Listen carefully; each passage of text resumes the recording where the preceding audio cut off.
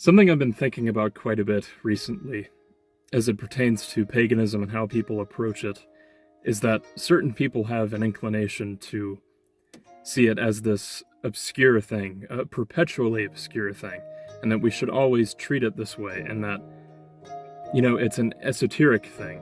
And this has really been on my mind a lot lately, the topic of esotericism as it pertains to paganism. And it's a tricky one. It's a tricky topic because the first reason is that esotericism has two definitions. Esoteric can mean something that's intended to be processed by only a handful of individuals, or something that is processed by select individuals. That makes it hard. That's one aspect, but also another one is that the concept of esotericism and what that means to a lot of people drastically changed in roughly the 16th century, when such was synonymous with the development of alchemy and the big scare surrounding topics like the occult. So it's not a black and white issue. It's very nuanced.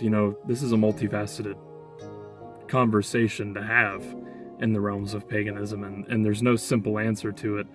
But I think if we are talking about paganism being esoteric in the sense that it should remain obscure and only reserved for a handful of individuals, I think this is a poor reflection of what paganism would have meant to ancient Europeans and how it would have been used and incorporated into society.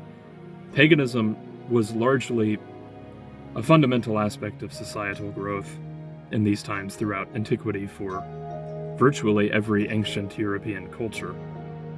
If we're to discuss sacred sites, like burial grounds, groves, springs, or within the earliest forms of European civilization, things like Hellenic temples or Roman temples, these places were generally accessible to the public, open to a wide range of people, yet there were consequences put in place and laws enforced for people who might desecrate sites like this. So there were basic means of filtration and sifting out the more non-worthy individuals, if you could call them that. But nonetheless, these places were generally widely accessible to a broad range of people throughout antiquity.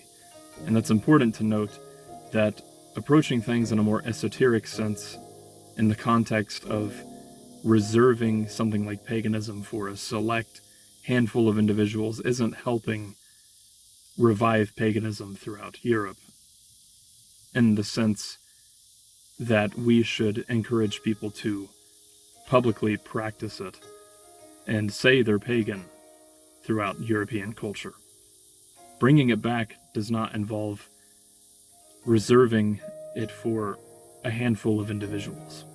I think this is a dangerous way of approaching things, and I think we should try to reach a broader audience if we're to bring paganism back, not necessarily to its full glory, but something that closely resembles that.